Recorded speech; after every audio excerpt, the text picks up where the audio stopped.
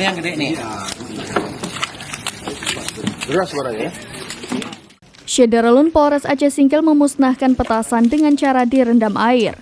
Petasan tersebut merupakan hasil razia Polres Aceh Singkil bersama Satpol PP Aceh Singkil dalam kegiatan rutin yang ditingkatkan.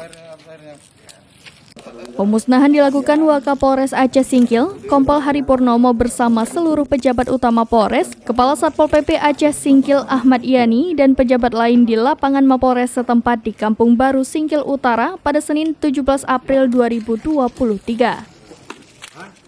Ini yang gede nih. Beras suaranya. Petasan yang dimusnahkan terjaring razia dari beberapa penjual di Aceh Singkil, mulai dari penjual petasan di Pasar Singkil sampai dengan penjual petasan di Rimo, Kecamatan Gunung Meriah. Wakapolres Aceh Singkil mengatakan pemusnahan dilakukan agar ada efek jera bagi penjual petasan.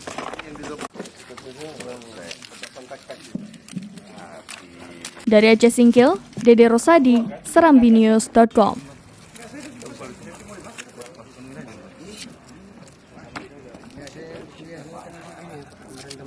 Habis itu.